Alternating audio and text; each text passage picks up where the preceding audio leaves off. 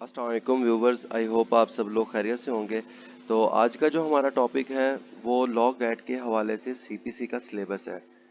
HEC की recently जो उन्होंने सिलेबस रिवाइज किया है उसके मुताबिक सीपीसी का सिलेबस जो है वो काफ़ी शॉर्ट हो चुका है। बेसिकली पहले इसके अंदर लिमिटेशन एक्ट भी शामिल होता था, इसके अलावा सीपीसी भी कंप्लीट होती थी।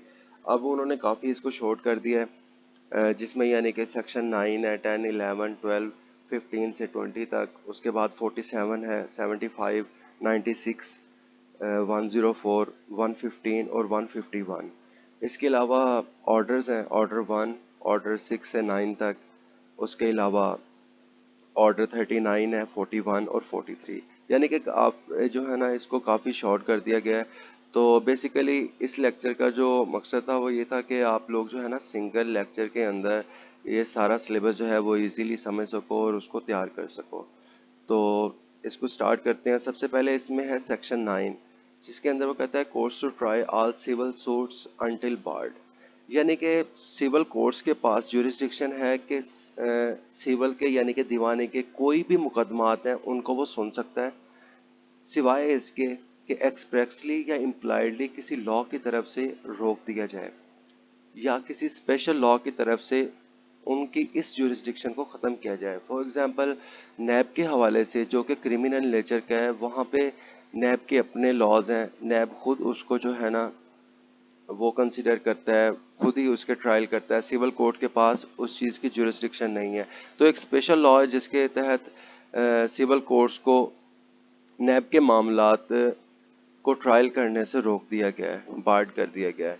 उसके बाद है सेक्शन 10, स्टे ऑफ सूट, जिसको जो है रेस सब जुडाइस भी कहा जाता है। इसका बेसिकली जो कंसेप्ट है वो ये है कि कोई भी मामला जो पहले से ही किसी अदालत में पेंडिंग है, ठीक है, फॉर एग्जांपल ऐसा मुकदमा जो किसी भी अदालत में पेंडिंग है।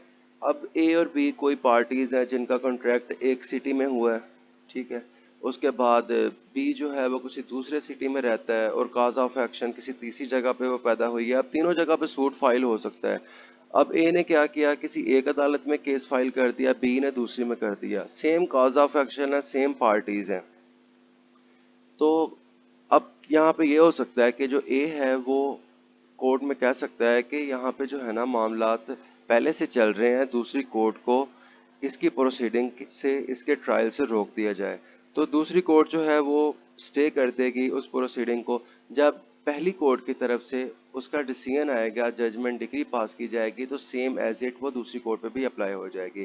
बेसिकली इसका जो मकसद है वो ये है कि जब सेम पार्टीज हैं, काज ऑफ एक्शन भी सेम है, तो मल्टीप्लिसिटी ऑफ सूट जो है उससे रोका जा सके, ताकि वो दो दो जगह या तीन जगह के ऊपर सूट चल रहे हैं, सेम नेचर के हैं, कोर्ट का भी टाइम ज़ाया हो रहा है, पार्टीज का भी हो रहा है, तो इस चीज़ से रोकने के लिए। उसके अलावा है इसमें section 11, res judicata. Res judicata basically एक लैटिन टर्म है जिसका मतलब है कि मैटर ऑलरेडी जज या डिसाइडेड। फॉर एग्जांपल दो पार्टीज हैं, उनके कॉज ऑफ एक्शन को लेके किसी मामले को अदालत ने फैसला कर दिया है। अब same party same cause of action को लेके दोबारा से कोर्ट में नहीं आ सकती फ्रेश सूट में। अपील, रिव्यू, रिवीजन वो एक अलग चीज़ है, वो हो सकती है, लेकिन फ्रेश सूट में ये दोबारा से नहीं आ सकते। रेस जुडिकाटा का जो बेसिकली कंसेप्ट है वो ये है कि जब पार्टीज भी सेम है या उनके रिप्रेजेंटेटिव सेम है और काज ऑफ एक्शन भी सेम है, तो दोबारा से फ्रेश सूट बार्ड किया जाता है।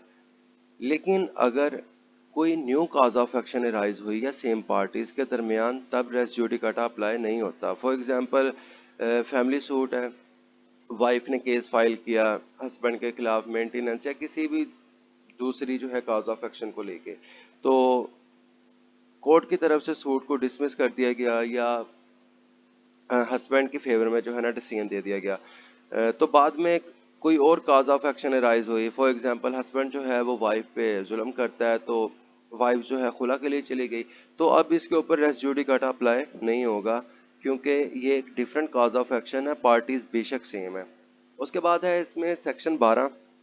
सेक्शन 12 के अंदर वो कहता है कि जो प्लेंटिफ है उसको फर्दर सूट जो है वो फाइल करने से रूल्स के तहत जो है प्रिक्लूड कर दिया जाता है, यानी कि वो दोबारा से किसी खास काज ऑफ एक्शन को लेके नया सूट फाइल नहीं कर सकता। बेसिकली जो 12(2) है वो काफ़ी जो है इन प्रैक्टिस है।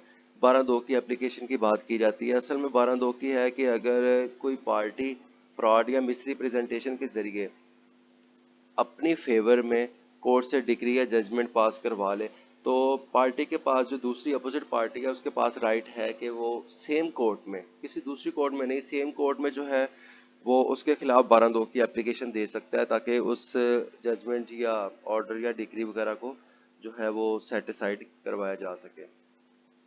उसके बाद है इसमें सेक्शन 15, जिसके अंदर वो कहता है court in which suit to be instituted.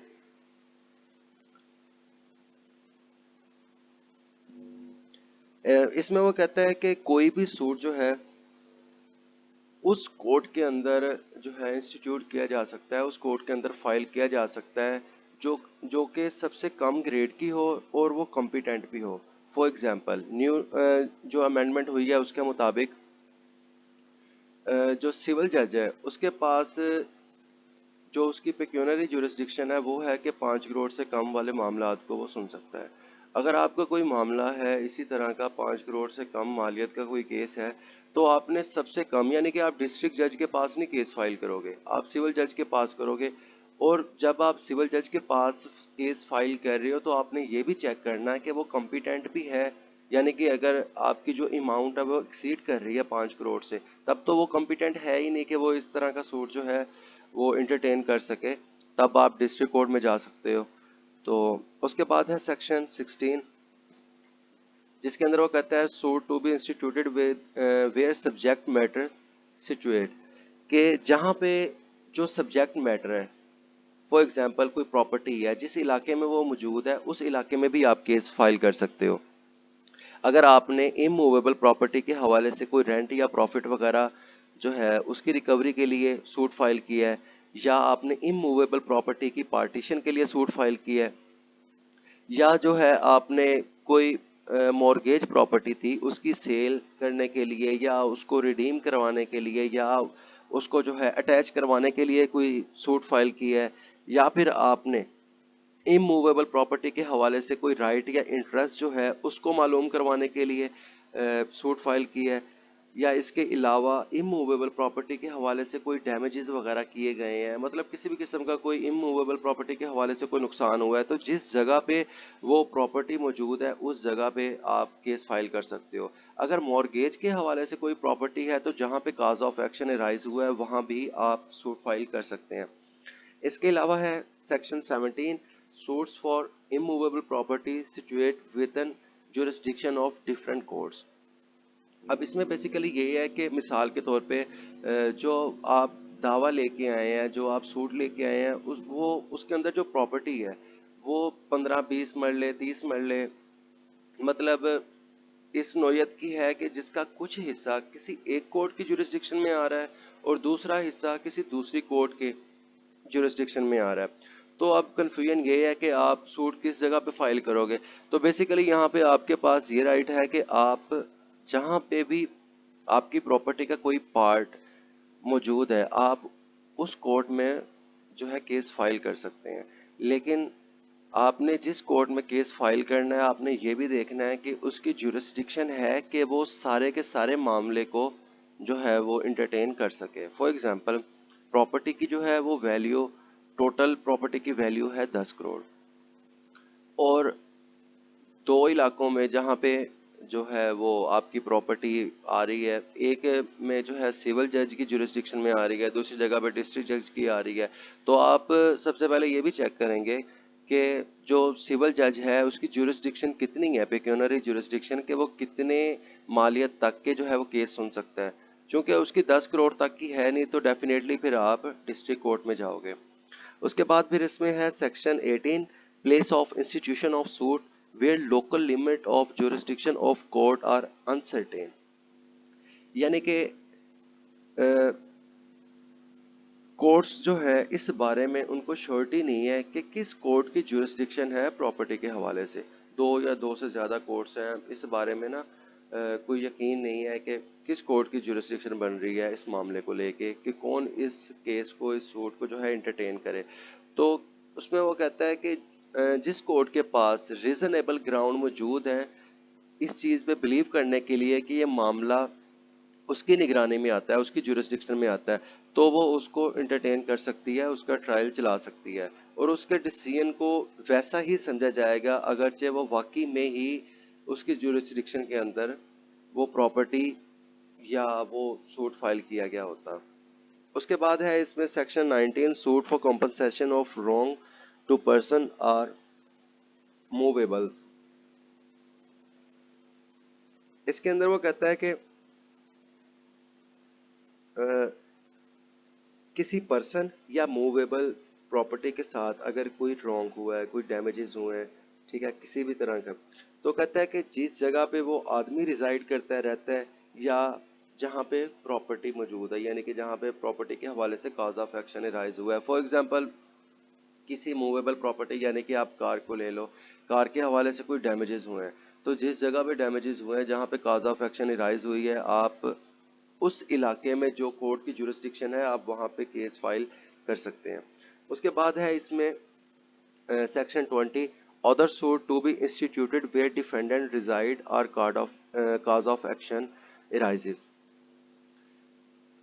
अब जो बेसिकली इसके अंदर वो कहता है कि किसी भी प्रॉपर्टी के हवाले से, बेशक मूवेबल है, इमूवेबल है, ठीक है, तो आप उसमें सूट फाइल कर सकते हैं। किस जगह पे कर सकते हैं? या जहाँ पे कोई कॉज ऑफ एक्शन राइज हुई है, या जहाँ पे डिफेंडेंट परमानेंट रहता है, या जहाँ पे डिफेंडेंट टेम्परेरी रहता है, या जहाँ पे वो कोई बिजनेस कर रहा है, ठीक है, उन सारे इलाकों में जिस जिस कोर्ट की जुरिस्डिक्शन है उनमें से आप किसी भी जगह पे केस फाइल कर सकते हैं, ठीक है। अगर डिफेंडेंट जो है एक से ज्यादा है इस केस में, ठीक है, और सारे एक ही जगह पे रहते हैं, तो फिर तो कोई इशू नहीं है, आप उस जगह पे, उस कोर्ट जहाँ पे, यानी कि वो जिस कोर्ट की जुरिस्डिक्शन है आप वहाँ पे केस फाइल कर सकते हो। लेकिन अगर डिफेंडेंट एक से ज़्यादा हैं और वो डिफरेंट एरियाज में रहते हैं, तो आपने जिस कोर्ट में सूट फाइल करना है तो आपने कोर्ट से परमिशन लेनी है, कोर्ट से लीव लेके फिर सूट फाइल करना है, या फिर जो दूसरा डिफेंडेंट था जो उस एरिया में नहीं रहता था, आपने उसकी परमिशन से, उसकी मर्जी से वहां पे सूट फाइल करना है। उसके बाद इसमें है section 47, question to be determined by the court executing decree.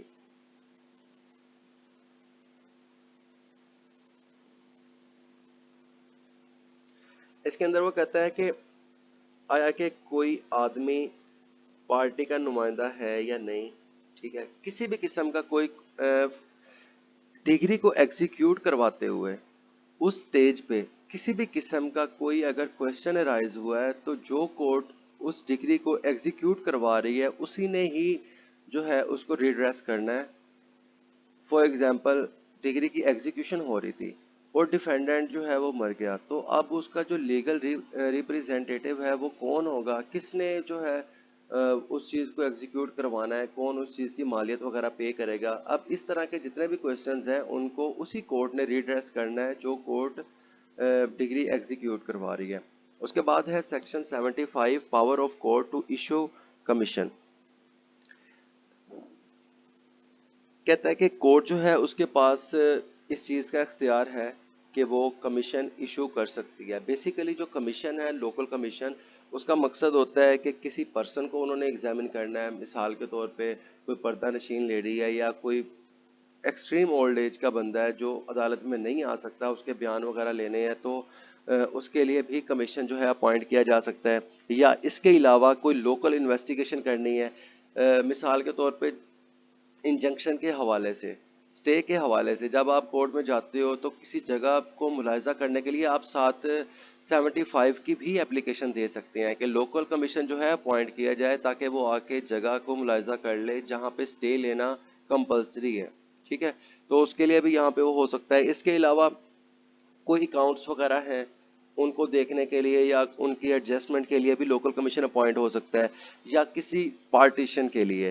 For example inheritance में आप गए हैं तो साथ आप लोकल कमीशन के लिए भी एप्लीकेशन दे सकते हैं कि जो आपको जो प्रॉपर्टी है जो आपको इनहेरेंट हुई है उसकी जो है ना प्रॉपरली पार्टीशन की जाए। इसके अलावा 75A है जो कि न्यूली अमेंड हुआ है, स्पॉट चेक्स। इसके अंदर वो कहता है कि जैसे 75 में लोकल कमीशन जो है अपॉइंट किया गया था, कोर्ट की इस चीज़ की जुरिस्डिक्शन है कि वो खुद भी चाहे तो मामले को ना वो दे सकती है किसी प्रॉपर्टी के हवाले से, बेशक उसकी डिमार्केशन है यानी कि उसकी हदबंदी करनी है या पार्टीशन करनी है या पोजेशन वगैरह का कोई मामला है तो उसको वो खुद से भी देख सकती है। इसके बाद इसमें आ रहा है section 96, appeal from original degree. Basically ये फर्स्ट अपील है। तो इसमें कहते हैं अब जो न्यूली अमेंडमेंट आई है लास्ट ईयर, उसके अंदर उन्होंने थोड़ा सा प्रोसीजर जो है ना वो चेंज कर दिया है। पहले क्या होता था कि सिविल जज की जो डिग्री होती थी उसके या ऑर्डर के खिलाफ आप जाते थे डिस्ट्रिक्ट जज के पास, लेकिन आप डायरेक्टली आप हाई कोर्ट जाओगे वहाँ पे, यानी कि उसकी फर्स्ट अपील वहीं पे होनी है। तो इसके अंदर वो कहता है कि जो कोर्ट जो है अपनी ओरिजिनल जुरिस्डिक्शन में कोई जजमेंट या डिग्री पास करेगी उसकी अपील जो है 30 दिन के अंदर अंदर हाई कोर्ट में आपने फाइल करनी है, और हाई कोर्ट के पास 90 दिन का टाइम है कि उस अपील को डिस्पोज ऑफ करे, उसका फैसला करे। और जब रिस्पोंडेंट यानी कि मुखालिफ पार्टी कोर्ट में फर्स्ट टाइम अपेयर हो जाती है उसके बाद 60 दिन का टाइम है उस अपील को जो है ना रिड्रेस करने के लिए। उसके बाद है इसमें सेक्शन 104, वो बेसिकली है order from which appeal lies. Her original degree के खिलाफ अपील हो सकती है लेकिन हर ऑर्डर के खिलाफ अपील नहीं हो सकती। उसने यहाँ पे मेंशन किए हैं कुछ ऑर्डर। इसके अलावा भी 43 ऑर्डर के अंदर जो है ना वो सारे चीज़ें मेंशन की गई हैं जिन ऑर्डर्स के खिलाफ आप अपील में जा सकते हो। अब सेक्शन 104 में उसने मेंशन किया है कि सेक्शन 35A के तहत जो है आप जा सकते हैं, 47 में जा सकते हैं, 91 92 सेक्शन में जा सकते हैं, 95 में भी जा सकते हैं। ठीक है, या कोई भी ऑर्डर है जिसके अंदर कोई फाइन वगैरह कोई जुर्माना यानी कि इम्पोज किया गया है या किसी की अरेस्ट या डिटेंशन के हवाले से कोई कोर्ट ने ऑर्डर पास किया है, उन सारी चीज़ों में आप जा सकते हैं यहाँ पे। उसके बाद है फिर रिवीजन, सेक्शन 115। रिवीजन जो है बेसिकली वो हमेशा सुपीरियर कोर्ट में होती है, यानी कि जिस कोर्ट ने ऑर्डर पास किया है उसकी जो सुपीरियर कोर्ट है वहाँ पे आप रिवीजन के लिए एप्लीकेशन दे सकते हैं।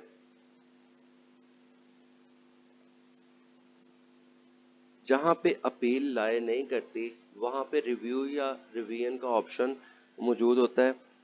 तो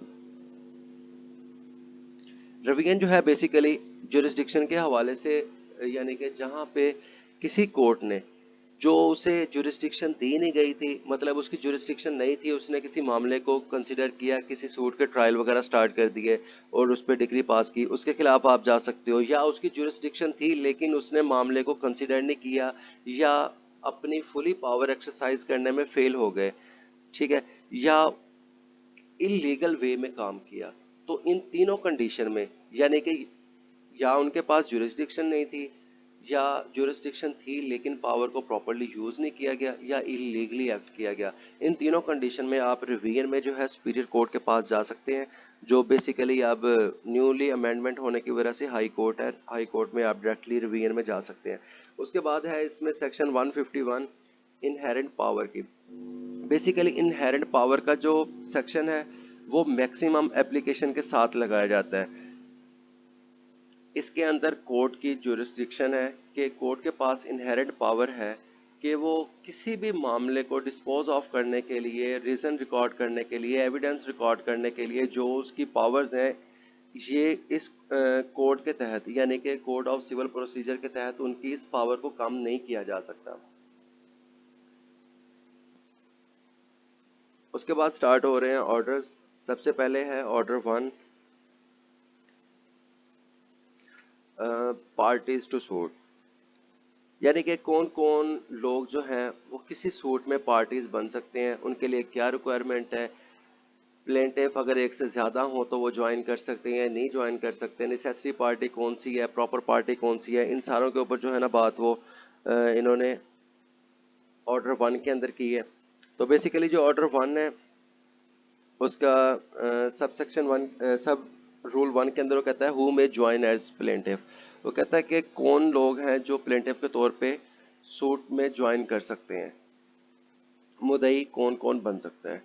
जिसका भी कोई राइट इन्फ्रिंज हुआ है, ठीक है, कॉज ऑफ एक्शन राइज हुई है, कोई भी बंदा जो इंटरेस्टेड है उस राइट में, वो सारे लोग जो हैं वो प्लेंटिफ बन सकते हैं। उसके बाद 2 के अंदर बात की है, अगर प्लेंटिफ एक से ज़्यादा है और इंटरेस्ट उन लोगों का सारों का सेम है तो वो सारे ज्वाइन भी कर सकते हैं। उसके बाद सब रूल 2 में वो कहता है power of court to order separate trial. अब क्या हुआ कि जो प्लेंटिफ थे वो एक से ज़्यादा थे। अब ज़्यादा प्लेंटिफ होने की वजह से सूट जो है वो काफ़ी लेंथी हो जाता है, जो यानी कि एक प्रोसीजर है वो काफ़ी देर तक चलता है। कोर्ट उसको शॉर्ट करने के लिए सम टाइम सेपरेट ट्रायल का भी ऑर्डर कर सकती है, कोर्ट के पास इस चीज़ का भी इख्तियार है। उसके बाद थर्ड में वो बात करता है कि डिफेंडेंट के तौर पे कौन कौन ज्वाइन कर सकता है। तो ये भी सेम है रूल 1 की तरह कि जो लोग जिनके खिलाफ कोई काज ऑफ एक्शन एराइज हुई है, जो जो लोग उसमें इन्वॉल्व हैं, उन सारों को जो है आप डिफेंडेंट के तौर पे नॉमिनेट कर सकते हैं। मिसाल के तौर पे किसी प्रॉपर्टी के हवाले से कि आपने जो है पहले उसको डिक्लेयर करवाना है, उसके बाद फिर जो है रजिस्ट्रार से उसकी रजिस्ट्री के लिए या तहसीलदार के पास या किसी अथॉरिटी के थ्रू, जहाँ पे यानी कि हाउसिंग अथॉरिटीज़ वगैरह होती हैं, तो उन सारे लोगों को यानी कि जहाँ जो लोग जो आपने क्लेम किया है उस क्लेम के हवाले से जो जो लोग रेलिवेंट हैं उन सारों को आप एज अ डिफेंडेंट जो है वो शामिल कर सकते हैं। उसके बाद है इसमें सेक्शन सब रूल 4, कोर्ट में give judgement for against one और more of joint parties. Court के पास इस चीज़ का भी इख्तियार है कि वो एक या एक से ज़्यादा जो ज्वाइंट पार्टीज थी उनके खिलाफ फैसला दे सकते हैं, या किसी एक के खिलाफ या सबके खिलाफ, इस चीज़ की अथॉरिटी है कोर्ट के पास। कहता है कि जब प्लेंटिफ एक या एक से ज़्यादा है, सेम रिलीफ के लिए वो इंटाइटल है, तो उन सब की हद तक कोर्ट सेम डिसीजन कर सकती है। और जब डिफेंडेंट एंड डिफेंडेंट भी यानी कि इक्वली लायबल हैं, तो उनके खिलाफ भी जो है कोर्ट फैसला कर सकती है।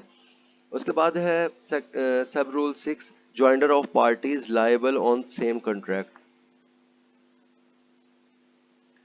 अब यहाँ पे क्या था कि प्लेंटिफ का डिफरेंट लोगों के साथ एक कॉन्ट्रैक्ट चल रहा था सेम नोयत का, तो वो यहाँ पे ज़्यादा लोगों को भी यानी कि जिन जिन के साथ उसका कॉन्ट्रैक्ट था, काज ऑफ एक्शन राइज हुई। फॉर एग्जांपल शोरूम के हवाले से आप देख लें कि गाड़ी जो है वो लीज पे आगे जो है वो दी गई, उसके बाद में उसकी जो है ना अमाउंट वगैरह वो नहीं दी गई, जैसे यानी कि किस्तों पे चीज़ें दी जाती हैं कारपोरेशन के थ्रू, तो उसके अमाउंट वगैरह जो है वो पे नहीं की गई, काज ऑफ एक्शन राइज हुई, पार्टीज 3 4 5 मतलब जितनी भी पार्टीज थी, तो उनके साथ उनका कॉन्ट्रैक्ट चल रहा था, तो उन सारे लोगों को जो है ना ज्वाइन किया जा सकता है।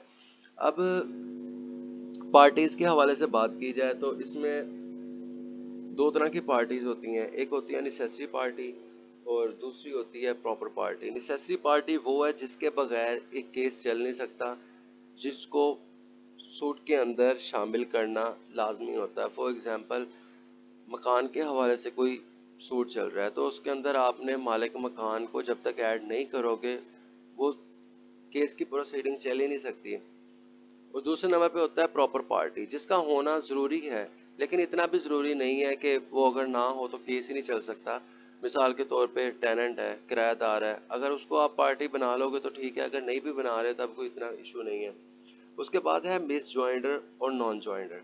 मिस ज्वाइंडर यानी कि आपने मिस्टेकली किसी बंदे को एज अ पार्टी ज्वाइन करवा लिया, वो यानी कि नहीं बनता था उस केस की पार्टी लेकिन आपने उसको साथ वो करवा लिया, उसे कहते हैं मिस ज्वाइंडर।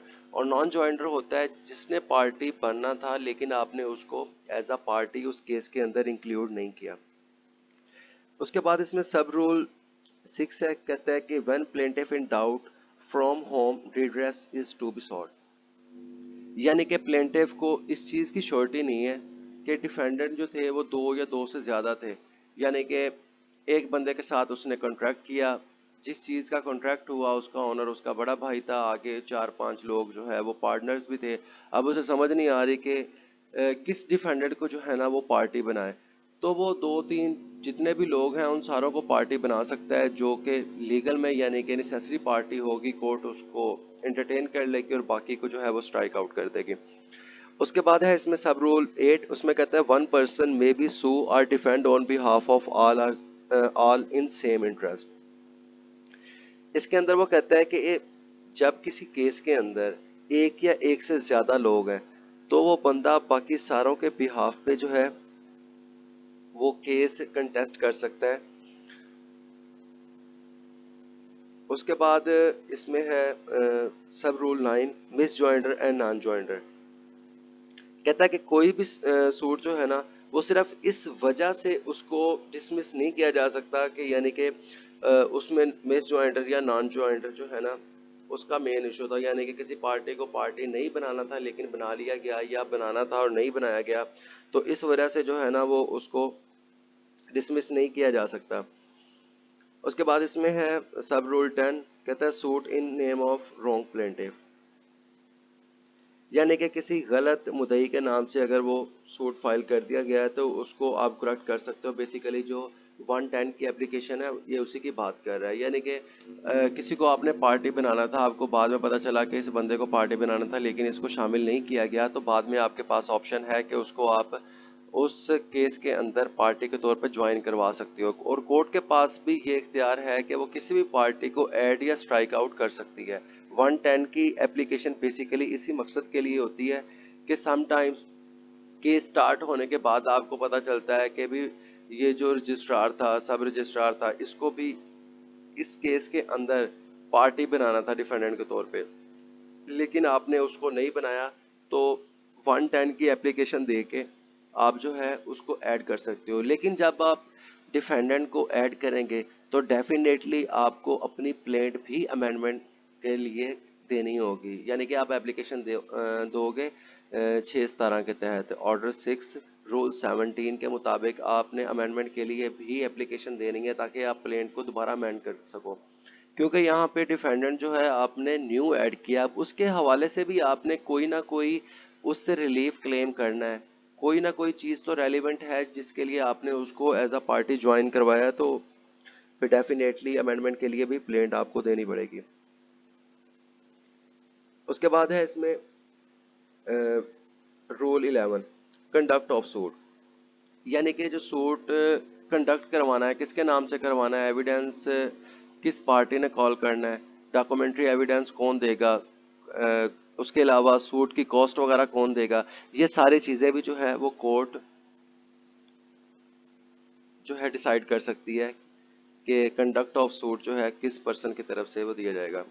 उसके बाद है इसमें appearance of one of several plaintiff or defendant for others, अगर एक केस में एक से ज़्यादा प्लेंटिफ हैं या डिफेंडेंट है तो कोई भी एक प्लेंटिफ बाकी सारे प्लेंटिफ के बिहाफ पे कोर्ट में अपेयर हो सकता है, बाकी सारे लोगों की रिटर्न में इजाज़त लेकर, कोर्ट की परमिशन लेके बाकी सारे लोग जितने भी हैं प्लेंटिफ, सपोज 5 लोग हैं, उनमें से कोई एक बंदा बाकियों के बिहाफ पे अगर अपेयर होना चाह रहा है तो बाकी 4 लोगों की वो लेके रिटर्न में कंसेंट, तो वो अपेयर हो सकता है। और फिर जो भी यानी कि फैसला वगैरह आएगा कोर्ट की तरफ से, अगर सेम काज ऑफ एक्शन है और रिलीफ भी सेम है जो उन्होंने क्लेम किया है, तो वो बाकी सब लोगों के ऊपर जो है एज इट अप्लाई हो जाएगा।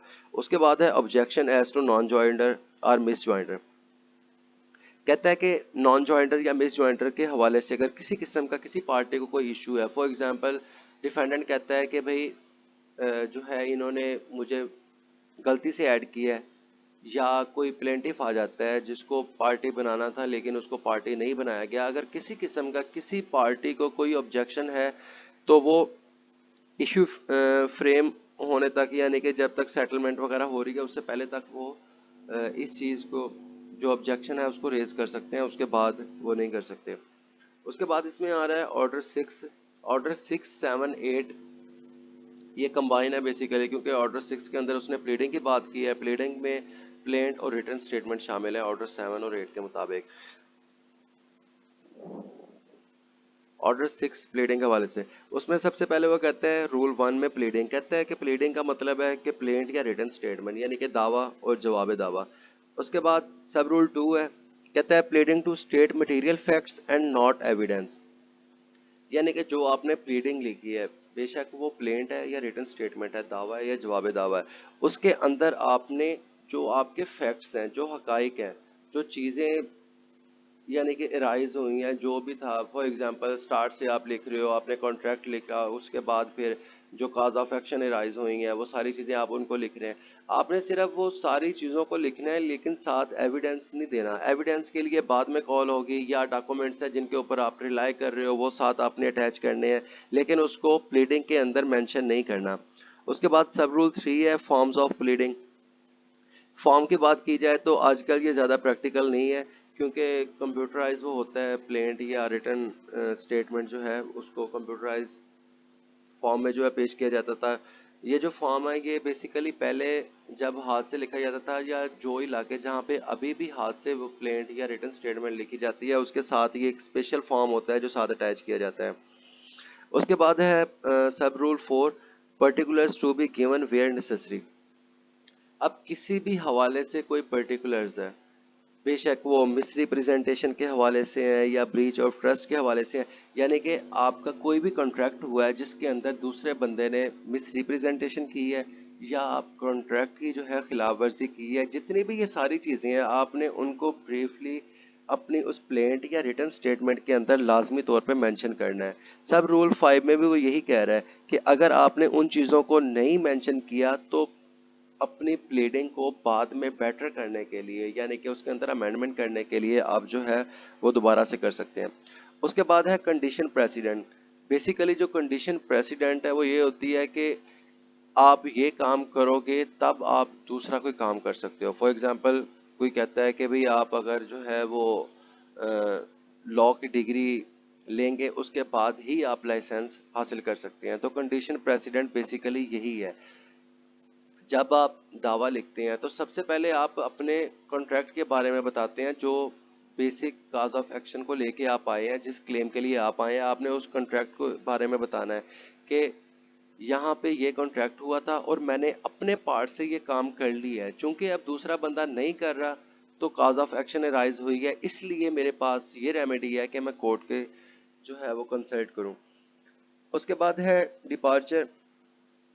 इसके अंदर वो कहता है कि अगर आपने किसी किस्म की भी कोई अमेंडमेंट करनी है, ठीक है, तो प्लीडिंग के अंदर यानी कि आप अपनी प्लीडिंग के अंदर बेशक वो प्लेंट है या रिटर्न स्टेटमेंट है उसमें अगर आप कोई चीज़ नहीं ऐड करना चाह रही हो या सब्ट्रैक्ट करना चाह रही हो या किसी भी चीज़ को जो है वो वेरी करना चाह रहे हो तो आप न्यू जो है वो प्लेंट देंगे अमेंड यानी कि अमेंडमेंट के लिए जो है ना आप एप्लीकेशन दे के कोर्ट की परमिशन लेके फिर ही आप उसको अमेंडमेंट कर सकते हो, अदरवाइज नहीं कर सकते। उसके बाद है sub rule 8 denial of contract, कि जहाँ पे आपने प्लेडिंग में किसी कॉन्ट्रैक्ट के बारे में लिखा है, ठीक है, अब उसका सिर्फ डिनायल जो है वो उस चीज़ का वो नहीं कर देगा। फॉर एग्जांपल प्लेन के अंदर एक कॉन्ट्रैक्ट के बारे में बात की गई, रिटर्न स्टेटमेंट में दूसरा बंदा कहता है कि सिर्फ उसका इनकार कर देता है, नहीं, अब उसने उस कॉन्ट्रैक्ट के बारे में जो बेसिक चीज़ें हैं, जो मटेरियल फैक्ट्स हैं, उन उसको भी लिखना है। सिर्फ इनकार कर देने से बात ख़त्म नहीं होगी। उसके बाद है effect of document to be stated. अब प्लेन के साथ अगर किसी किस्म का कोई डॉक्यूमेंट लगाया है, फॉर एग्जांपल कॉन्ट्रैक्ट की बात चल रही है, दो लोगों का जो है घर के हवाले से कॉन्ट्रैक्ट हुआ था और उस कॉन्ट्रैक्ट को प्लेन के साथ अटैच भी किया गया है, तो अटैच करने से यहाँ पे ये उसकी ये ड्यूटी ख़त्म नहीं हो जाती कि उसने उसको प्लेट में नहीं लिखना। प्लेट के अंदर वो उसके सारे फीचर्स वगैरह को भी मेंशन करेगा। फॉर एग्जांपल हमारा कॉन्ट्रैक्ट जो है इस हवाले से हुआ था, इस डेट को हुआ था, इस जगह पे हुआ था, इस रकम मतलब कंसिडरेशन ये थी, तो उसके बारे में भी बताएगा और साथ ये भी मेंशन कर सकता है कि मतलब वो जो है डॉक्यूमेंट वो साथ अटैच है, यानी कि उस डॉक्यूमेंट का इफेक्ट देना लाजमी है। उसके बाद है मेलिस नॉलेज। इसके अंदर वो कहता है कि आपने जो किसी भी यानी कि चीज़ का इल्ज़ाम लगाया है कि फ्रॉड का, ठीक है, या बुरी नीयत का या किसी भी दूसरी चीज़ का, तो सिर्फ उसको मेंशन कर देना लाजमी नहीं है, बल्कि उसके बारे में थोड़ा बहुत बताना भी है। लेकिन सरकमस्टांसिस के बारे में नहीं बताना आपने कि ऐसे हुआ, फलां दिन हुआ, इस तरह वो आया, ये करके, मतलब वो सारे की कंप्लीट डिटेल देने की ज़रूरत नहीं है, सिर्फ जो है वो मटेरियल फैक्ट्स के बारे में लिख दें। उसके बाद है सब रूल 11, नोटिस।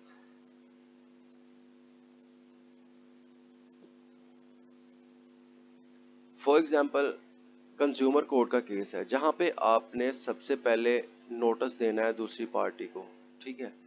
तो वहां पे आपने इस चीज को भी मेंशन करना है कि मैं जो है पहले इस बंदे को नोटिस सर्व कर चुका हूं, लेकिन इस बंदे ने मेरा जो क्लेम था उसको एंटरटेन नहीं किया, इसलिए मैं यहाँ कोर्ट में आया हूँ।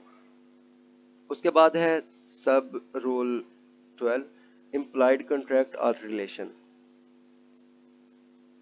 अब इम्प्लाइड क्या है कि एक्सप्रेसली कोई कॉन्ट्रैक्ट नहीं है या रिलेशन। फॉर एग्जांपल,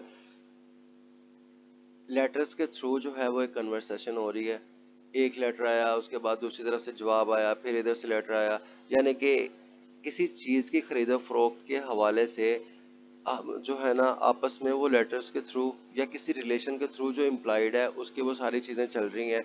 तो अब आपने वो सारे लेटर्स की कन्वर्सेशन को उसमें प्लेंट के अंदर मेंशन नहीं करना या रिटन स्टेटमेंट के अंदर मेंशन नहीं करना, बल्कि आप सिर्फ उनकी डेट्स वगैरह के बारे में मेंशन कर सकते हैं कि हमारा इस डेट को पहले लेटर के थ्रू इस तरह का कॉन्ट्रैक्ट स्टार्ट हुआ था, उसके ऊपर हमारी बात हुई थी, इस डेट को पेमेंट के हवाले से इस डेट को बात हुई थी।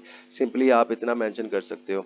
उसके बाद है sub rule 13, presumption of law. यानी कि वो चीज़ें जो कि लॉ प्लेंटिफ के हक में पहले से ही प्रिज्यूम करता है कि वो उसकी फेवर में होनी है, उसे उन चीज़ों को मेंशन करने का ज़रूरत नहीं है बिल्कुल। यानी कि या वो चीज़ें जिनका बर्डन ऑफ प्रूफ प्लेंटिफ के ऊपर प्लेंटिफ के ऊपर है, तो वो चीज़ों को प्लेंट में उन चीज़ों के बारे में मेंशन नहीं करेगा कि जिसकी वजह से बर्डन ऑफ प्रूफ जो है वो डिफेंडेंट के ऊपर चला जाए। उसके बाद है sub rule 14, pleading to be signed. यानी कि जब आपने प्लेंट वगैरह लिख लिया या रिटन स्टेटमेंट लिख लिया, उसके बाद एंड पे उसके साइन करने हैं। उसके बाद 15 में है कि वेरिफिकेशन होनी चाहिए। वेरिफिकेशन के हवाले से यानी कि वो होता है ना लास्ट पे कि मैं यानी कि ऑन ऑथ जो है इस चीज़ को एडमिट करता हूँ कि पैराग्राफ जो है वो 1 से फलां तक जो है वो बेस्ट ऑफ माई नॉलेज जो है वो ट्रू है, और फलां से फलां तक जो है, मतलब ये सारी चीज़ें जो वेरिफिकेशन में है वो भी उसके अंदर लाजमी होनी चाहिए। उसके बाद है स्ट्राइक आउट प्लीडिंग। कहता है कोर्ट जो है किसी भी स्टेज पे वो प्लीडिंग को स्ट्राइक आउट कर सकती है, यानी कि अमेंडमेंट के हवाले से अगर कोई ज़रूरी या कोई चीज़ें, मिसाल के तौर पे अगर एक कोई फैमिली केस चल रहा है जिसके अंदर बीवी ने शोहर के ऊपर इल्ज़ाम लगाए हैं प्लेंट में कि ये इम्पोर्टेंट है, या इसी तरह के स्कैंडल्स जो है ना वो फैक्ट्स राइज किए गए हैं, तो कोर्ट अगर चाहे तो इस तरह की चीज़ों को स्ट्राइक आउट कर सकती है, उनको निकाल सकती है। उसके बाद है 17, अमेंडमेंट ऑफ प्लीडिंग। ये सबसे इम्पोर्टेंट है, जिसे 617 के भी कहा जाता है, यानी कि जिसके तहत अमेंडमेंट इन प्लीडिंग, प्लेंट या रिटन स्टेटमेंट में आपने किसी भी चीज़ को ऐड या स्ट्राइक आउट करना है तो आप 617 की एप्लीकेशन दे के उसको आप करवा सकते हो। उसके बाद है इसमें last, failure to amend after order. वो कहता है कि जब आप 617 की आपने एप्लीकेशन दी कि आपने अपनी प्लेंट या रिटन स्टेटमेंट को जो है वो अमेंड करवाना है, उसके बाद जो टाइम आपको दिया गया था वो टाइम डिफरेंट हो सकता है। कोर्ट की अपनी भी डिस्क्रिशन है, कोई टाइम दे सकती है। अगर कोई टाइम सेट नहीं किया गया तो वो 14 डेज होते हैं। उस टाइम के अंदर अगर आपने अमेंडेड प्लेंट जो है या रिटन स्टेटमेंट अगर वो आपने नहीं दी, तो कोर्ट जो है वो आपको मजीद वक्त भी दे सकती है जो इन प्रैक्टिस है, या फिर जो है वो आपका सूट डिसमिस भी कर सकती है। उसके बाद है ऑर्डर 7, प्लेंट के हवाले से, जिसे दावा भी कहते हैं। Particulars to be contained in plaint, यानी कि दावे के अंदर कौन कौन सी चीज़ें हैं जिनको लाजमी तौर पर लिखना ज़रूरी है। सबसे पहले वो बात करता है कि कोर्ट जिसके नाम पे, यानी कि जहाँ पे आप सूट फाइल कर रहे हो, फॉर एग्जांपल सिविल में होता है in the court of civil जज, क्योंकि सबसे पहले केस जो है वो सिविल जज के पास ही जाना होता है, फिर वो मार्क हो के आगे किसी भी जज के पास जा सकता है। तो सिंपली सबसे पहले उसमें लिखा जाता है in the court of civil जज। उसके बाद फिर आपने प्लेंटिफ का लिखना है। प्लेंटिफ में उसका नाम, उसके वालिद का नाम, उसकी कास्ट और उसकी रेजिडेंस कि वो कहाँ पे रहता है। उसके बाद फिर आपने डिफेंडेंट के बारे में भी बिल्कुल इसी तरह उसके नाम, फादर नेम, उसकी कास्ट और रेजिडेंस, ये सारी चीज़ों में। इन केस अगर प्लेंटिफ या डिफेंडेंट में से कोई बंदा जो पार्टी है वो माइनर है या अनसाउंड माइंड है, यानी कि जो खुद बताते खुद अपेयर नहीं हो सकता, तो वहाँ पे आपने जो है ना माइनर का हवाला दे के आगे ये भी मेंशन करना है थ्रू हिज नेक्स्ट फ्रेंड और गार्डियन, यानी कि उसके थ्रू जो है ना वो केस कंटेस्ट कर रहे हैं। उसके बाद फिर वो इसमें कहता है कि जो फैक्ट्स हैं, यानी कि जो कॉज ऑफ एक्शन अराइज कर रहे हैं आपने उनके बारे में लिखना है। उसके बाद प्लेंटिफ क्लेम क्या कर रहा है, यानी कि वो क्या रेमेडी लेना चाह रहा है, उसके बारे में भी मेंशन करना है। उसके बाद अगर कोई सेट ऑफ है तो यानी कि कोई अमाउंट है सेट ऑफ के हवाले से तो उसका उसने लिखना है। और कोर्ट फीस वगैरह के हवाले से भी, यानी कि कोर्ट की जुरिस्डिक्शन, काज ऑफ एक्शन कहाँ पे राइज हुई है, ताकि कोर्ट की जुरिस्डिक्शन मालूम की जा सके। उसके अलावा कोर्ट फीस भी वो करनी है ताकि प्रॉपरली जो है वो स्टैम्प किया जा सके, उसकी वैल्यूएशन ठीक से हो सके। अब इसने इसके अंदर उसने बाकी चीज़ों का वो नहीं किया। बेसिकली सबसे पहले कोर्ट का नाम होता है, फिर प्लेंटिफ, डिफेंडेंट, उसके बाद सब्जेक्ट, यानी कि सूट आप किस पर्पस के लिए फाइल कर रहे हो। उसके बाद फिर आप स्टार्ट लेते हैं रिस्पेक्टफुली शेवत के बाद आपने सबसे पहला जो है पैराग्राफ वो लिखना होता है कि जहाँ से आपका कोई कॉन्ट्रैक्ट स्टार्ट हुआ था, यानी कि फॉर एग्जांपल शादी है तो आपने शादी की डेट वगैरह लिखनी है कि इस दिन को, इस डेट को जो है ना हमारी शादी हुई थी। उसके बाद फिर जो आपके यानी कि फैक्ट्स हैं, जो यानी कि मेन चीज़ें हैं, काज ऑफ एक्शन वगैरह कब राइज हुई, किस जगह पे हुई।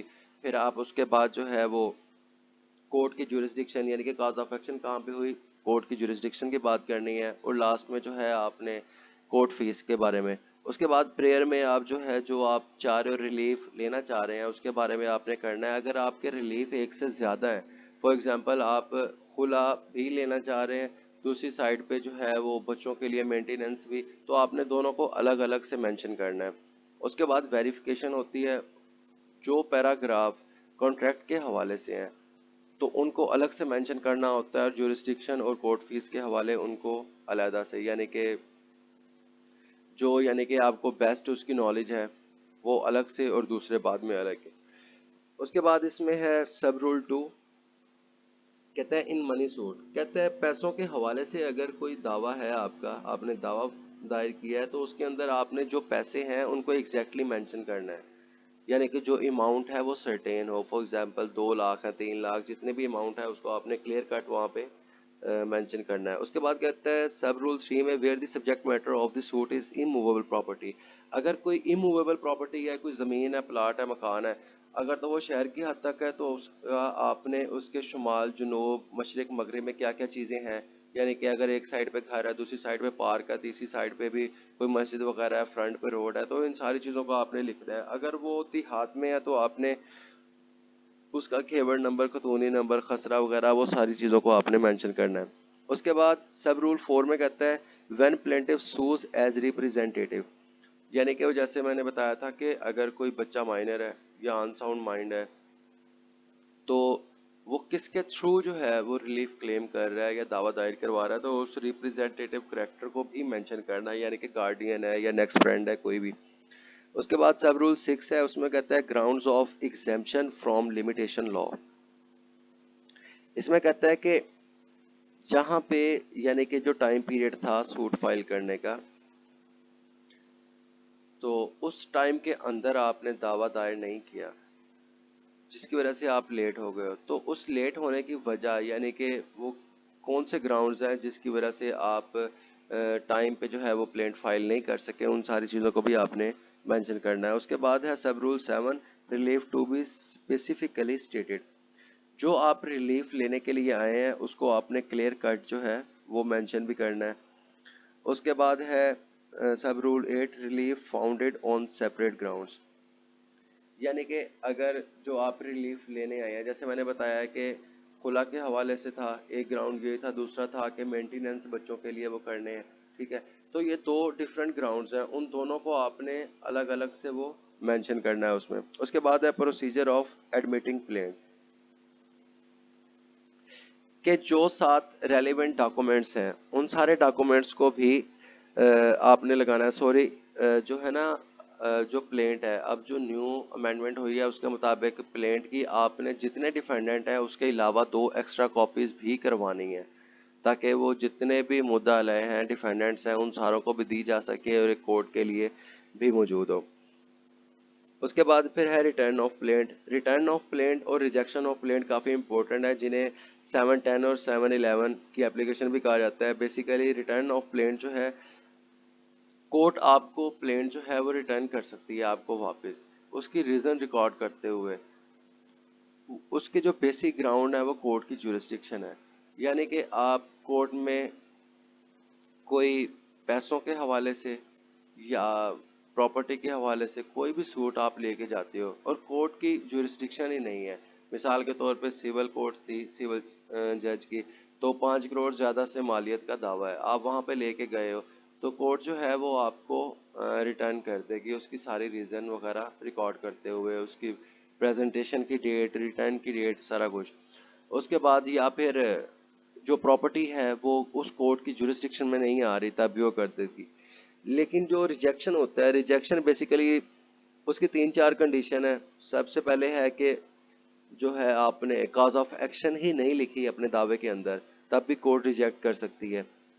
या फिर आपने पैसे बचाने के लिए जो प्रॉपर्टी की वैल्यू थी वो आपने प्रॉपरली नहीं लिखी, कम लिखी है ताकि जो है वो सूट वैल्यू कम से कम हो सके, तब भी आपको कोर्ट रिजेक्ट कर सकती है। या आपने स्टैम्प ड्यूटी वो प्रॉपरली पे नहीं की, तो या किसी दूसरे लॉ की वजह से जो है ना वो आपका दावा जो है वो दायर नहीं हो सकता, तब भी कोर्ट जो है वो आपको रिजेक्ट कर सकती है आपके प्लेंट को। उसके बाद है 11A सेपरेट एप्लीकेशन बार। तो कहता है कि जहाँ पे सेम सूट के अंदर चीज़ों को मेंशन किया जा सकता है तो वहाँ पे अलग से एप्लीकेशन देने की ज़रूरत नहीं है। फॉर एग्जांपल, जब सेट ऑफ की बात होती है तो रिटर्न स्टेटमेंट के अंदर ही उसको लिखा जाता है, अब उसके लिए अलग से कोई नया दावा या अलग एप्लीकेशन देने की ज़रूरत नहीं है। उसके बाद है sub rule 12 procedure on rejection of plaint. कहता है जब आपकी प्लेंट को रिजेक्ट कर दिया जाता है 711 में, तो कहता है कि जो जज है ना वो इस चीज़ की रीज़न को रिकॉर्ड भी करेगा। और 13 के अंदर वो कहता है कि जब रिजेक्शन हो जाती है किसी भी प्लेंट की, तो वो आपको फ्रेश सूट फाइल करने से नहीं रोका जा सकता। यानी कि हर रिजेक्शन जो है वो आपको फ्रेश सूट फाइल करने से नहीं रोक सकती। कुछ के अंदर होता है लेकिन मैक्सिमम में जो है वो आप फ्रेश सूट फाइल कर सकते हैं। उसके बाद है 14 production of document on which plaintiff sues. यानी कि वो सारे डॉक्यूमेंट जिनके ऊपर आप रिलाई करते हो वो आपने साथ उसके अटैच करने हैं, और वो डॉक्यूमेंट जिनको आप अपने एविडेंस में लाना चाह रहे हो, यानी कि जो एग्जामिनेशन या क्रॉस के टाइम पे आपने वो करने हैं, उनको भी आपने साथ लिस्ट वगैरह उसकी बना के देनी है। उसके बाद है 15 statement in case of documents not in plaintiff possession और पावर। अगर डॉक्यूमेंट्स जो हैं जिनको आप पेश करना चाह रहे हो लेकिन वो आपके कब्जे में नहीं है, तो वो किसके कब्जे में है इस बारे में भी आपने उसमें मेंशन करना है प्लेंट में। 16 में कहता है suit on lost negotiable instrument. Negotiable instrument basically return document होता है जिसके अंदर किसी राइट को ट्रांसफर किया जा सकता है। कहता है कि अगर इस तरह का कोई डॉक्यूमेंट जो है वो आपके पास मौजूद ना हो तो कोर्ट आपको परमिट कर सकती है इसके लिए।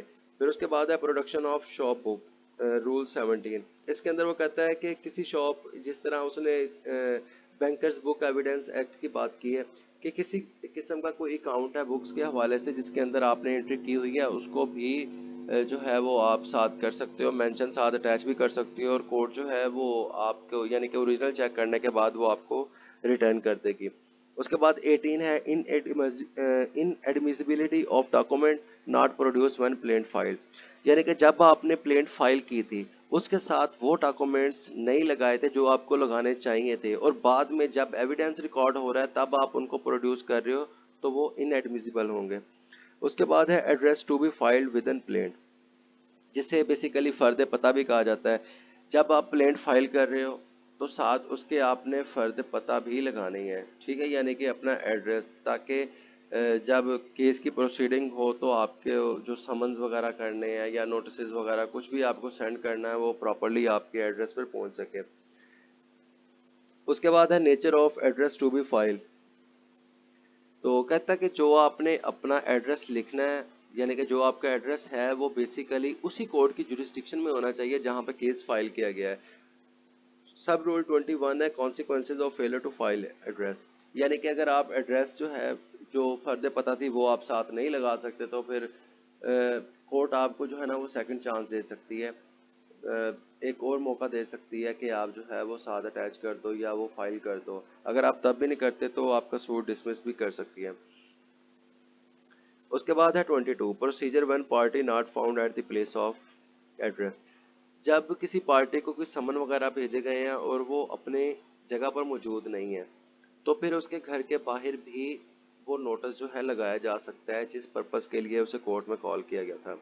सर्विस ऑन प्लीडर 23, अगर किसी पार्टी ने अपने बिहाफ पे कोई प्लीडर अपॉइंट किया है तो फिर उसको भी वो समन्स करने हैं, उसको भी वो नोटिस भिजवाना है। केस के हवाले से जितनी भी ब्रीफिंग जो आपने डिफेंडेंट को देनी थी या किसी भी पार्टी को देनी थी वो फिर आप सारी ब्रीफिंग, वो सारे डॉक्यूमेंट्स आप प्लीडर को भी भिजवाएंगे। उसके बाद है चेंज ऑफ एड्रेस। अगर आपने अपना एड्रेस वगैरह चेंज करना है तो उसके लिए आप एप्लीकेशन दे के उसको चेंज करवा सकते हो। 25 है सर्विस बाय अदर मोड्स, यानी कि एक तो पोस्टल है, पोस्टल के थ्रू आप करवाते हो, इसके अलावा नोटिस हैं। अब जो लेटेस्ट है वो कि व्हाट्सएप के थ्रू, मतलब ये सारे जितने भी समन्स के प्रोसीजर हैं वो सारे सिमल्टेनियसली होने चाहिए, बैक वक्त में होने चाहिए ताकि कोर्ट का टाइम वगैरह ज़ाया ना हो सके। उसके बाद है 26 list of legal representative of plaintiff. अब जो मुद्दई होता है उसके जो प्लेंट के साथ लीगल रिप्रेजेंटेटिव की लिस्ट भी लगाई जाती है, यानी कि इन फ्यूचर अगर प्लेंटिफ की डेथ हो जाती है तो कौन है जो यानी कि उस सूट को आगे लेके चलेगा, ठीक है, उस लिस्ट का लगा दिया उसको, उसके बारे में मेंशन कर दिया। उसके अलावा भी अगर यानी कि प्लेंटिफ मर जाता है तो नेक्स्ट लीगल रिप्रेजेंटेटिव की लिस्ट कौन जो है वो लेकर आएगा, कौन प्लेंट के साथ अटैच करेगा या कोर्ट में फाइल करेगा। उसके बाद है order 8 return statement and set of. Return statement सब रूल 1, उसके अंदर वो कहता है कि पहली हेयरिंग से पहले, यानी कि जब नॉर्मली आपने प्लेंट फाइल कर दी है तो कोर्ट जो है वो आपको डिफेंडेंट को समन करने के बारे में कहती है। तो जब डिफेंडेंट कोर्ट में अपेयर होगा तो कोर्ट उसे रिटर्न स्टेटमेंट देने के लिए कहती है, बेशक उसी डेट को या उसके लिए कोई अगली जो है वो तारीख तय कर दी जाती है। तो उस डेट को जो है ना उसने प्लेंट के जवाब में रिटर्न स्टेटमेंट देनी है अपने आप को डिफेंड करते हुए। सब रूल 2 है new fact must be specifically प्लेडेड। Plaint के अंदर अगर कोई चीज़ें थी उसके अलावा डिफेंडेंट कोई न्यू ग्राउंड या कोई नई चीज़ है जिसको उसके बारे में मज़ीद वजाहत देना चाह रहा है तो वो रिटर्न स्टेटमेंट में उस चीज़ को भी मेंशन कर सकता है। उसके बाद है डिनाई टू बी स्पेसिफिक, कि अगर किसी चीज़ को यानी कि प्लेंट के हवाले से, इसके अंदर बेसिकली रूल 3, 4, 5 इवेसिव डिनाइल और स्पेसिफिक डिनाइल, इनके अंदर वो बेसिकली बात करता है कि आर्टिकल 30 कानूनी शहादत ऑर्डर, उसके अंदर एडमिशन की बात की है सिविल्स के अंदर, यानी कि सिविल सूट के अंदर अगर आप किसी चीज़ को एडमिट कर लेते हो वो आपका एडमिशन है। और सिविल के अंदर एडमिशन इम्प्लाइड भी हो सकता है और एक्सप्रेसली भी हो सकता है। जब आप रिटर्न स्टेटमेंट लिखते हुए अगर आपने किसी प्लेंट के किसी पॉइंट को आपने मिस कर दिया, उसका आपने जवाब ही नहीं दिया, तो इसका मतलब ये है कि आप उसको एडमिट कर रहे हो, या आपने सिर्फ अगर उसका इनकार कर दिया तो वो भी काफ़ी नहीं है। आपको उसकी प्रॉपर रीजनिंग देनी पड़ेगी कि क्या वजह है, उसके क्या ग्राउंड्स है, क्यों आप उस चीज़ को नहीं मान रहे या पूरे पैरे को नहीं मान रहे या उसके कुछ पॉइंट्स को जो है वो आप एडमिट नहीं कर रहे। उसके बाद है sub rule 6 particulars of set off to be given in written statement. Set off जो है बेसिकली काउंटर क्लेम होता है, यानी कि एक तरफ से मुद्दई ने कहा मैंने जो है वो डिफेंडेंट से इतने पैसे लेने हैं, अब बाद में डिफेंडेंट ने रिटर्न स्टेटमेंट लिखते हुए लिख दिया कि मैंने भी इस बंदे से इतने पैसे लेने हैं। सेट ऑफ में बेसिकली जो काउंटर क्लेम है वो तो एक तो होता है पैसों का, और वो दूसरा ये कि वो सर्टेन अमाउंट होती है, यानी कि स्पेसिफिक होती है, एग्जैक्ट अमाउंट, यानी कि अनसर्टेन अमाउंट नहीं होती। तो उसे भी उस चीज़ के बारे में यहाँ पे मेंशन करना लाजमी है। उसके बाद है इसमें sub rule 7, defence or set off founded on separate grounds. जो सेट ऑफ है, अगर जो ग्राउंड प्लेंटिफ ने दिया था, अगर उसके अलावा भी कोई और ग्राउंड्स हैं जो रिटन स्टेटमेंट में डिफेंडेंट लिखना चाह रहा है, तो वो उसको अलहदा से लिख सकता है उसके अंदर। उसके बाद है 8 न्यू ग्राउंड ऑफ डिफेंस। अगर प्लेंट के अलावा, यानी कि सपोज प्लेंट के अंदर जो फैक्ट्स लिखे गए हैं, जो चीज़ें लिखी गई हैं, उसके अलावा भी कोई न्यू ग्राउंड है, तो उसको भी लिखा जा सकता है रिटन स्टेटमेंट के अंदर।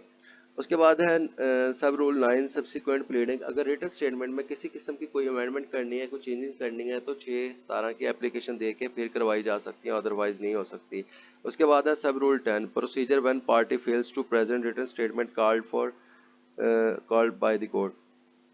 जब एक कोर्ट की तरफ से डेट फिक्स हो और पार्टी जो है रिटन स्टेटमेंट ना दे सके, तो कोड ऑफ सिविल प्रोसीजर के तहत जो है उसके खिलाफ एक्स पार्टी हो सकती है। लेकिन इन प्रैक्टिस जो है उसको मज़ीद 1-2-3 दफ़ा जो है वो मौका दे दिया जाता है रिटन स्टेटमेंट फाइल करने के लिए। उसके बाद है 11, एड्रेस फॉर सर्विसेज। जो यानी कि रिटन स्टेटमेंट के साथ फ़र्द पता भी लगाना होगा, ताकि उसे समन्स वगैरह, नोटिस वगैरह जितने भी हैं वो प्रॉपर्ली हो सकें डिफेंडेंट को। उसके बाद है consequences of failure to file address. यानी कि अगर डिफेंडेंट जो है वो अपना एड्रेस वगैरह मेंशन करना, साथ अटैच करना भूल जाता है, तो कोर्ट उसे मज़ीद एक मौका दे सकती है। अगर वो फिर भी नहीं करता तो फिर एक्स पार्टी हो सकता है। उसके बाद 13 है list of legal representative of defendant. ये भी बिल्कुल 26 की तरह ही है। इसके अंदर वो कहता है कि डिफेंडेंट जो है उसने अपने लीगल रिप्रेजेंटेटिव के बारे में बताना है, उनकी लिस्ट भी देनी है कि उसके हकीकी वारिसान कौन होंगे इन केस अगर वो मर जाता है। ठीक है, तो बाद में जो दावा है, जो मुकदमा है, उसकी पैरवी कौन करेगा, और कौन है जो बाद में नई लीगल जो रिप्रेजेंटेटिव की लिस्ट है वो कोर्ट के अंदर देगा। उसके बाद है order 9, appearance of parties and consequences of non appearance. यानी कि प्लेंट फाइल कर दी, रिटन स्टेटमेंट दे दी, अब उसके बाद की जो प्रोसीडिंग है वो क्या होगी। सबसे पहले रूल में वो कहता है parties to appear on day fix in summon for defendant to appear and answer. कि जब प्लेंट फाइल कर दी जाती है तो डिफेंडेंट को समन किए जाते हैं कि वो फलां डेट को आए और आके जो है अपनी रिटन स्टेटमेंट जमा करवाए। सब रूल 2 में कहता है dismissal of suit where summon not served in consequences of plaintiff failure to pay cost. Summon issue करवाना और समन सर्व करवाना ये दो अलग चीज़ें हैं। इशूएंस ऑफ समन होती है कि जब जाके प्लेंटिफ ने कॉस्ट वगैरह पे कर दी समन्स को इशू करवाने के लिए, तो वो इशूएंस उसकी हो जाती है। ठीक है, सर्व करवाए जाते हैं कोर्ट की तरफ से जो वहाँ पे लोग बैठे हुए होते हैं। तो अगर उसने यानी कि पेमेंट वगैरह उसकी नहीं की, कॉस्ट वगैरह जो यानी कि पोस्ट ऑफिस के लिए होती है, या फिर अगर पर्सनल भी जाके उन्होंने करने हैं, तो जो यानी कि उसका खर्चा अगर उसने पे नहीं किया, तब भी वो अनसर्व्ड रहते हैं। तो इसके अंदर वो कह रहा है कि सूट डिसमिस किया जा सकता है अगर प्लेंटिफ ने जो है वो उसकी प्रॉपर इशुएंस नहीं करवाई, या उसकी कॉस्ट पे करने की वजह से नोटिस जो है या समन जो है वो अनसर्व्ड रहे हैं। उसके बाद थर्ड में कहता है whether neither party appear suit to be dismiss. कि ना प्लेंटिफ कोर्ट में अपेयर हुआ ना डिफेंडेंट हुआ, तो सूट को जो है डिसमिस किया जा सकता है। सब रूल 4 में कहता है प्लेंटिफ में ब्रिंग फ्रेश सूट और कोर्ट में रिस्टोर सूट टू फाइल। अब सब रूल 2 में क्या हुआ कि वो नोटिस वगैरह समन्स प्रॉपरली नहीं हो सके, इसलिए सूट डिसमिस हुआ था।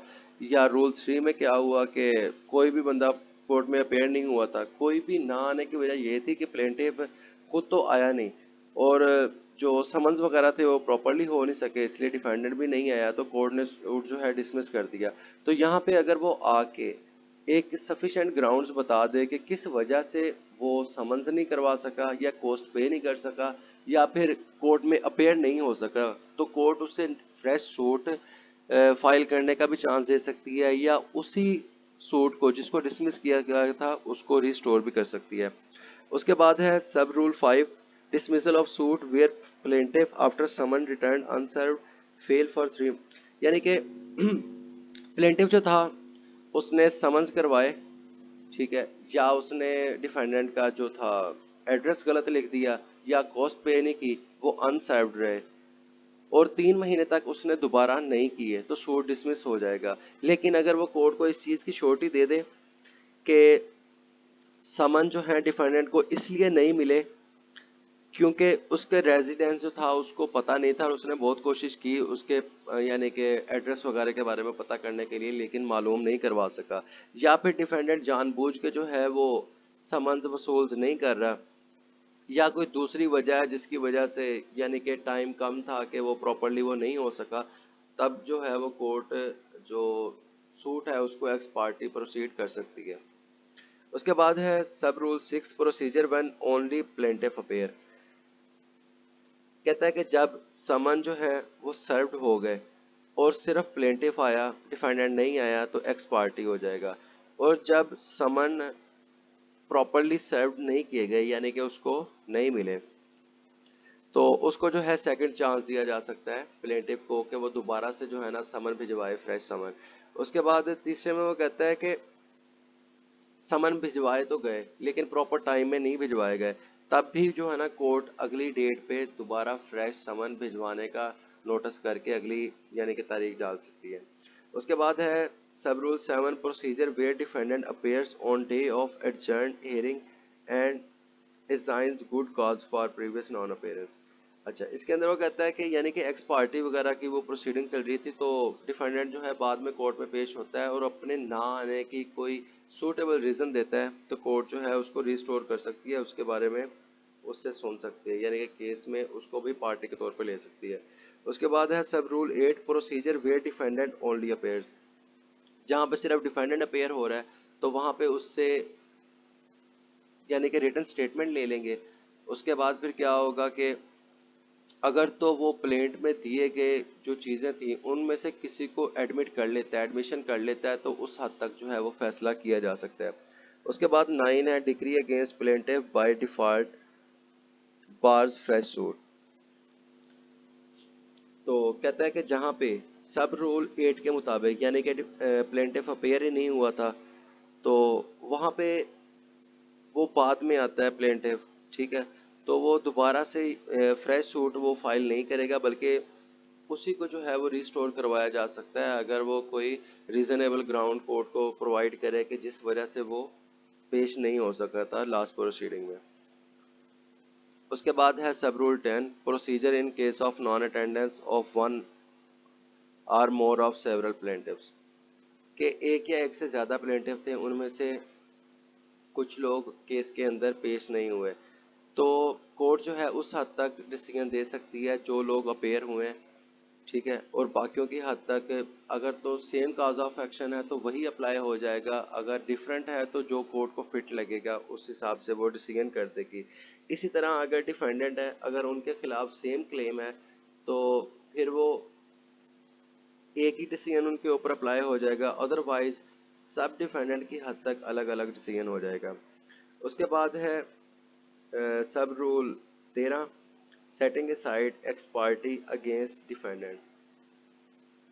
बेसिकली जिसे 9-13 की एप्लीकेशन भी कहा जाता है, यानी कि डिफेंडेंट के खिलाफ एक्स पार्टी केस हो गया, ठीक है, या वो कोर्ट में अपेयर नहीं हुआ था, या किसी दूसरी वजह से रिटन स्टेटमेंट अप्लाई नहीं की, किसी भी वजह से, तो उसे जो है ना कोर्ट की तरफ से दोबारा एक चांस दिया जा सकता है प्रॉपरली अपेयर होने के लिए, अगर वो कोर्ट को सफिशेंट काज जो है वो शो करवा दे कि जिस वजह से वो कोर्ट में पेश नहीं हो सका था, तो उसको दोबारा से एक चांस भी दिया जा सकता है।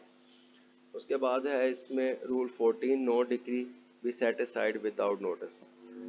अब डिफेंडेंट के खिलाफ अगर एक्स पार्टी को फैसला आया था, अगर उसको सेटिसाइड करना है, उसको ख़त्म करना है, तो प्लेंटिफ को यहाँ पे नोटिस देना लाजमी है, अदरवाइज वो नहीं हो सकता। उसके बाद है इसमें ऑर्डर 9A और 9B, जो बेसिकली 9 के साथ ही इंक्लूड अब इसमें आ रहा है ऑर्डर 9A, इंटरमीडिएट डेट। इसके बेसिकली 2 रूल्स हैं।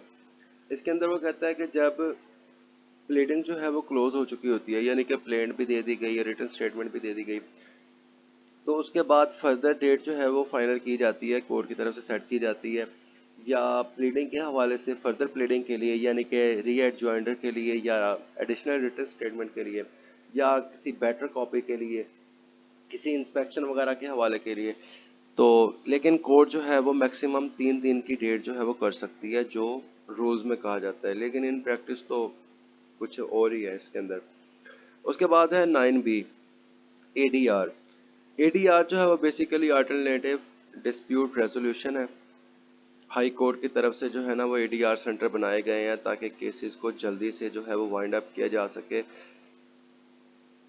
तो कोर्ट जो है जहाँ पे कोई केस चल रहा है, अगर पार्टीज चाहती हैं या कोर्ट अपने स्टांस पे भी जो है वो ADR सेंटर को केस ट्रांसफ़र कर सकती है और प्रोसीडिंग को स्टे कर दिया जाएगा। ADR ने दोनों पार्टीज को सुनना है, उसके बाद एविडेंस वगैरह रिकॉर्ड करते हुए अगर वो कंक्लूड कर पाते हैं, मतलब डिसीजन इजीली दे सकते हैं उस चीज़ के ऊपर, पार्टीज यानी कि एग्री हैं उस चीज़ पर, तो वो फिर वो दोनों पार्टीज के साइन लेकर अपने डिसीजन के ऊपर वो फॉरवर्ड कर देंगे उस कोर्ट को जिस कोर्ट ने उनको रेफर किया था ये मामला उस मेडिएशन के लिए, रिकंसिलिएशन के लिए। तो उसको वो फॉरवर्ड कर देंगे और कोर्ट जो है उसी फैसले को एज इट जो है वो पार्टीज के ऊपर अप्लाई कर देगी। और अगर ADR जो है वो फेल हो जाता है तो वो उस केस को दोबारा से ट्रांसफ़र कर देगा उसी कोर्ट में जहाँ से भिजवाया गया था मेडिएशन के लिए। उसके बाद है इसमें ऑर्डर 39, जो कि temporary injunction and interlocutory order है।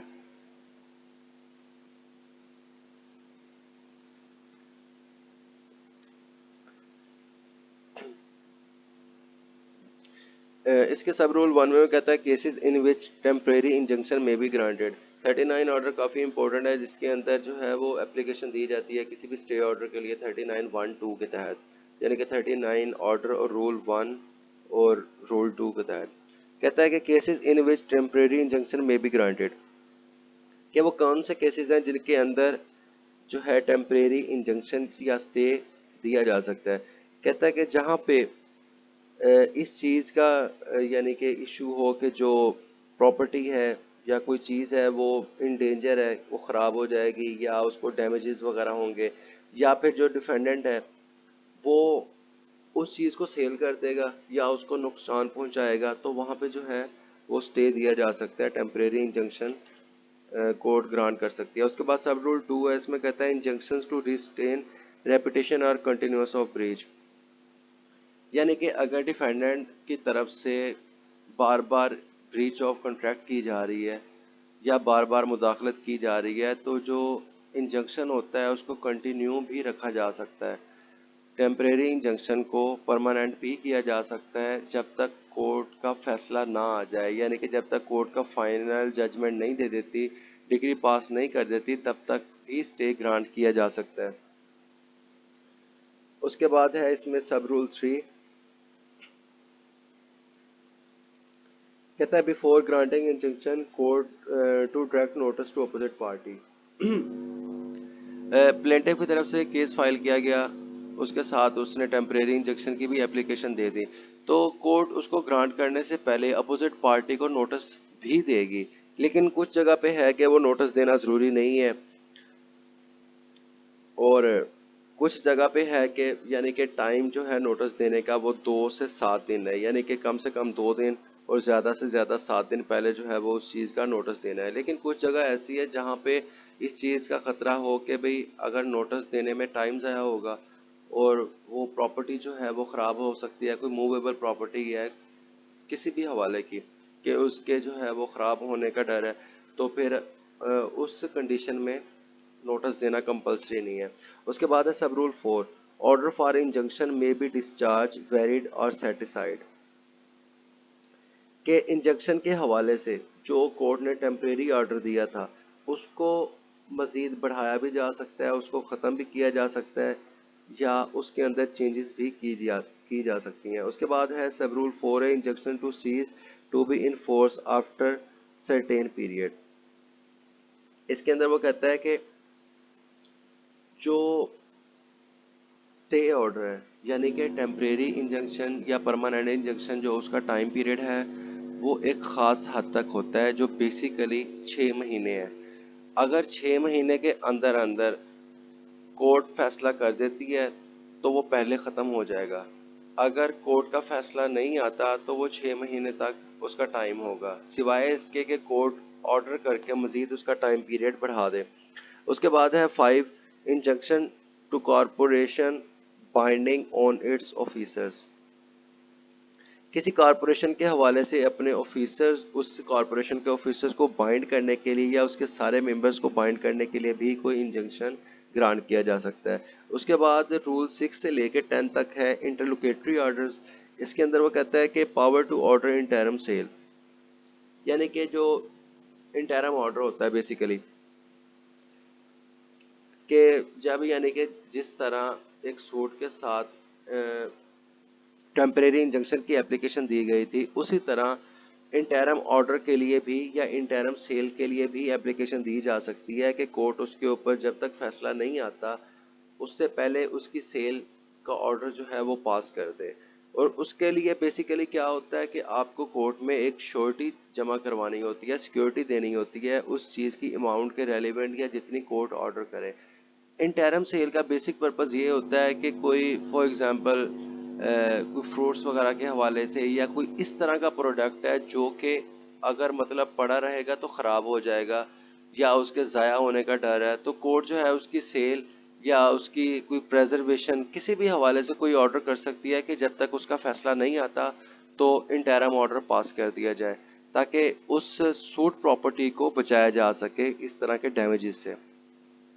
उसके बाद है ऑर्डर 41 अपील। ये काफ़ी लेंथी है, इसके 37 रूल्स हैं। तो इसके जज जो है ना वो ब्रीफिंग करते हैं। सबसे पहले इसमें है फॉर्म ऑफ अपील, यानी कि जो अपील आपने फाइल करनी है उस किस फॉर्म की होगी, यानी कि उसका जो तरीकाकार है उसके फॉर्म्स वगैरह जो है वो किस तरह के होंगे सब उसमें ये बेसिकली आपको वो मेमोरेंडम ऑफ अपील होता है।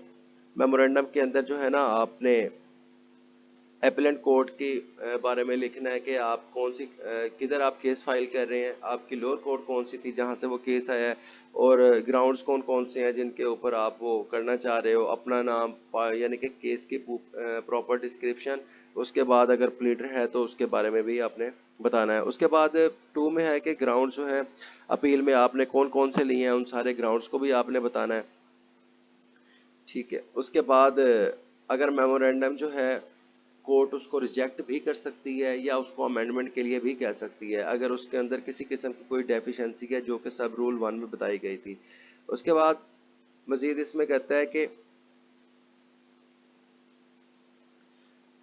अगर प्लेंटिफ एक से ज़्यादा है या डिफेंडेंट एक से ज़्यादा है और वो सारी डिग्री को जो है वो कॉमन ग्राउंड्स के ऊपर कर रहे हैं, यानी कि सेम ग्राउंड्स है जिनके ऊपर वो बात चल रही है प्लेंटिफ के हवाले से या डिफेंडेंट के हवाले से, तो कोर्ट उस हद तक जो है वो ऑर्डर पास कर सकती है। उसके बाद है कि अब जिस कोर्ट की तरफ से डिग्री पास की गई थी उसकी एग्जीक्यूशन, डेफिनेटली डिग्री पास की गई है तो डिग्री की एग्जीक्यूशन भी तो होनी है, तो उस कोर्ट की एग्जीक्यूशन को रोक दिया जाता है या जो एपेलेंट कोर्ट है उसकी तरफ से ऑर्डर करके या उस कोर्ट को खुद लगे एप्लीकेंट की तरफ से एप्लीकेशन दी गई है या कुछ ग्राउंड्स मौजूद हैं कि बिलीव कर सकती है कि अगर मतलब एग्जीक्यूशन को ना रुकवाया गया तो उस पार्टी को नुकसान होगा तो उसकी एग्जीक्यूशन को रुकवाया जा सकता है और उन्हें सिक्योरिटी फर्निश करने के लिए कहा जा सकता है जब तक एपेलेंट कोर्ट की तरफ से फाइनल फैसला नहीं आ जाता। तो जो है वो सिक्योरिटी जो लोअर कोर्ट है जिसने डिग्री पास की थी वो अपने पास रखेगी। उसके बाद इसमें मजीद वो कहता है कि जो एपेलेंट कोर्ट है वो भी सिक्योरिटी फर्निश करने के लिए कह सकती है क्योंकि वहाँ पे भी जो केस वगैरह प्रॉपर चलना है, समन्स वगैरह होने हैं रेस्पोंडेंट वगैरह को, तो वो सारे का खर्चा होना है, तो उसके हवाले से भी वो उससे कॉस्ट जो है डिमांड कर सकती है। अगर जो एपिलेंट था जिसने अपील फाइल की थी वो पाकिस्तान से बाहर है तो जो कोर्ट को मुनासिब लगेगा उस हवाले से उसे कॉस्ट वगैरह की डिमांड कर सकती है। उसके बाद है इसमें rule 11, power to dismiss appeal. अगर कोर्ट को, जो अपीलेंट कोर्ट है, उसे लगे कि इसके अंदर कोई प्रॉपर ग्राउंड्स मौजूद नहीं है कि इस केस को प्रॉपरली आगे ट्रायल किया जाए या इसको आगे लेके चला जाए, तो वो उसको डिसमिस भी कर सकती है।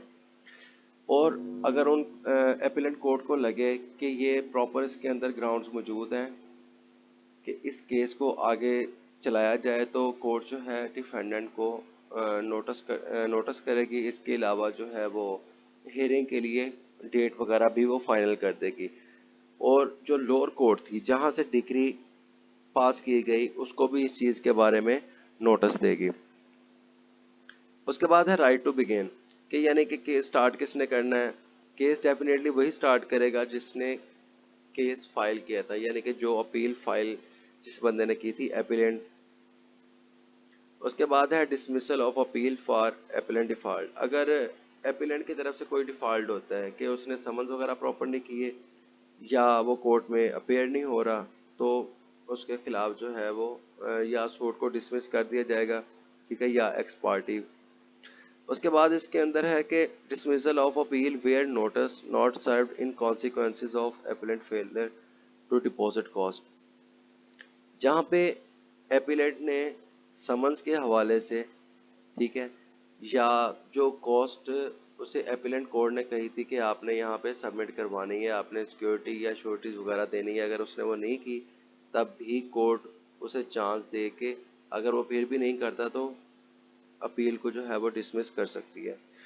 उसके बाद है अगर वो बाद में कोर्ट में वापस आ जाता है और आके सफिशिएंट ग्राउंड्स बता देता है जिसकी वजह से वो कोर्ट में अपेयर नहीं हो सका, तो रीएडमिशन किया जा सकता है उस अपील का।